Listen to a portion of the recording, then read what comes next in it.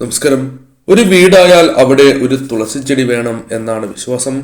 സനാതന വിശ്വാസങ്ങൾ അനുസരിച്ച് തുളസി അതീവ പവിത്രമായി തന്നെ കണക്കാക്കപ്പെടുന്നു. വൃന്ദ എന്നും ഈ ചെടിക്ക് നാമം ഉണ്ട്.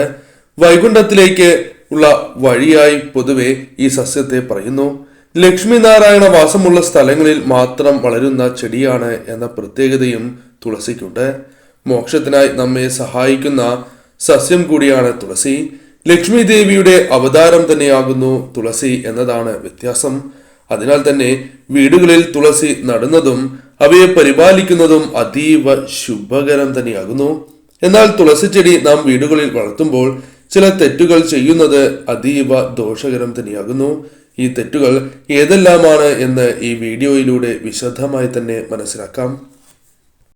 ശ്രീകൃഷ്ണ ഭഗവാനെ അല്ലെങ്കിൽ വിഷ്ണു ഭഗവാനെ, വിഷ്ണു അവതാരങ്ങളെയും ആരാധിക്കുമ്പോൾ ഒഴിച്ചുകൂടാൻ പാടില്ലാത്ത ഒരു ഇലയാണ് തുളസി.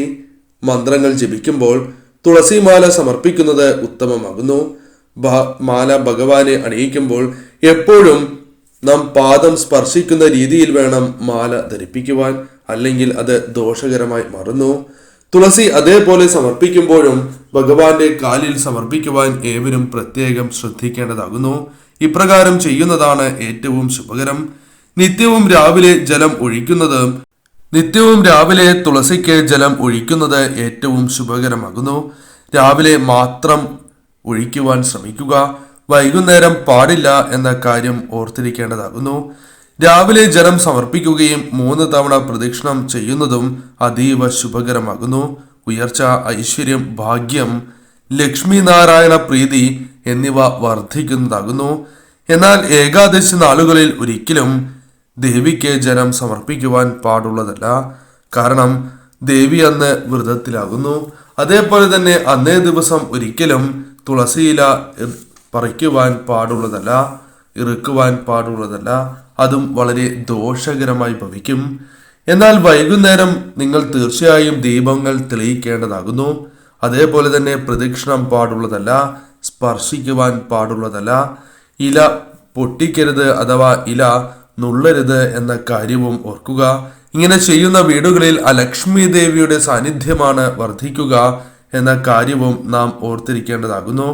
എന്നാൽ ഏത് ദിശയിലാണ് തുളസി വളർത്തേണ്ടത് എന്ന കാര്യം നാം എപ്പോഴും ഓർത്തിരിക്കേണ്ടതാകുന്നു. വടക്ക് അല്ലെങ്കിൽ കിഴക്ക്, അതല്ല എങ്കിൽ വടക്ക് കിഴക്ക് അഥവാ ഈശാന കോണിലും തുളസി വളർത്തുന്നത് ഏറ്റവും ശുഭകരമാകുന്നു.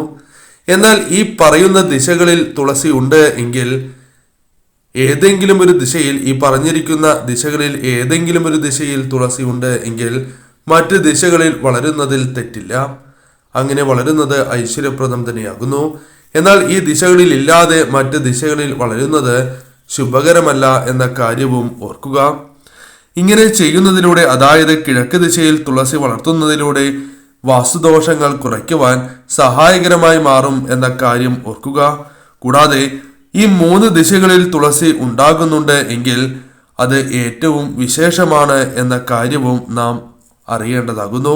എന്നാൽ ഇത്തരത്തിൽ തുളസി വളരുമ്പോൾ ചില ചെടികൾ ഒപ്പം വളരുന്നത് അതീവ ദോഷകരമാകുന്നു. ഈ ചെടികൾ ഏതെല്ലാമാണ് എന്ന് ഇനി വിശദമായി തന്നെ മനസ്സിലാക്കാം. ആദ്യത്തേത് മുള്ളുള്ള ചെടികളാകുന്നു. മുള്ളുള്ള ചെടികൾ നിങ്ങൾ തുളസിയോടൊപ്പം വളർത്തുകയോ അല്ലെങ്കിൽ തനിയെ വളർന്നു വരികയോ ആണ് എങ്കിൽ അത് ഏറ്റവും വലിയ ദോഷമാണ് എന്ന് പറയാം. കാരണം രാഹുദോഷമാണ് അവർക്ക് വന്നു ചേരുക. തുളസിയോടൊപ്പം അല്ലെങ്കിൽ അടുത്തായി വളരുന്നത് അതീവ ദോഷകരമാകുന്നു. വളരുന്നതിനോടൊപ്പം തന്നെ ദോഷം വർദ്ധിക്കും എന്ന കാര്യമാണ് നാം അറിഞ്ഞിരിക്കേണ്ടത്.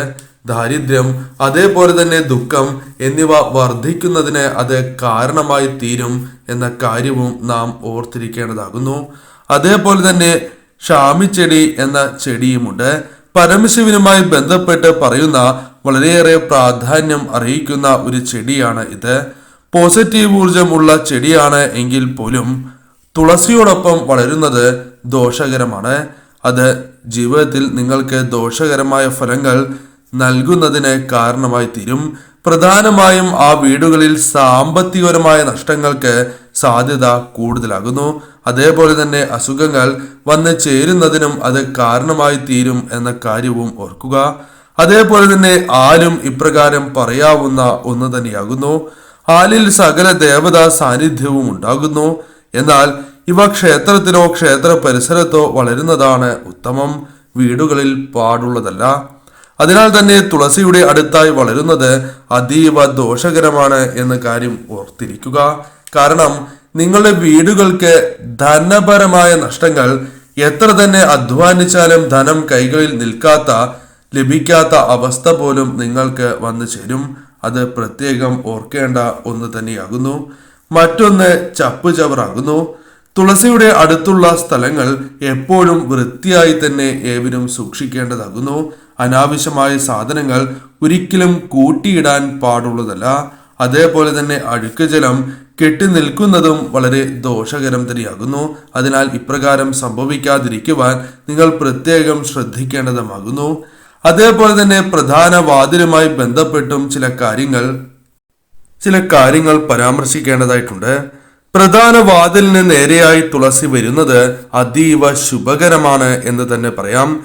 അതേപോലെ തന്നെ വീടിനകത്തേക്ക് തുളസിയിൽ തട്ടിയ കാറ്റ് കയറുന്നതിലൂടെ പോസിറ്റീവ് ഊർജമാണ് വർദ്ധിക്കുക. അതേപോലെ തന്നെ ഭാഗ്യം വർദ്ധിക്കുന്നതിനും അത് സഹായകരമായി തീരും. രോഗശാന്തി ജീവിതത്തിലേക്ക് വന്നു ചേരും. അത്രയും ശുഭകരമാണ് ഈ കാര്യങ്ങൾ സംഭവിക്കുന്നത് എന്ന കാര്യം ഓർത്തിരിക്കുക.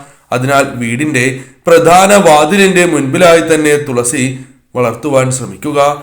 തുളസി തറയിൽ വയ്ക്കുന്നതാണ് ഏറ്റവും ശുഭകരം എന്ന കാര്യവും ഓർത്തിരിക്കേണ്ടതാകുന്നു. അതേപോലെ തന്നെ എണ്ണത്തിനും പ്രാധാന്യമുണ്ട്. ഒന്നിൽ കൂടുതൽ തുളസി ഉണ്ടാകുന്നത് ശുഭകരമാകുന്നു. എന്നാൽ സംഖ്യ ശ്രദ്ധിക്കേണ്ടത് അനിവാര്യം തന്നെയാണ്. ഇരട്ട സംഖ്യയാണ് ഏറ്റവും ശുഭകരം എന്ന് നാം ധരിക്കുവാൻ പാടുള്ളതല്ല. കാരണം ഇരട്ട സംഖ്യ ദോഷകരമാകുന്നു. ഒറ്റ സംഖ്യയാണ് ഏറ്റവും ശുഭകരം. ഒറ്റ സംഖ്യയിൽ വളരുന്നതും നട്ടു വളർത്തുന്നതും ഏറ്റവും വിശേഷമാണ് എന്ന കാര്യവും അറിഞ്ഞിരിക്കുക.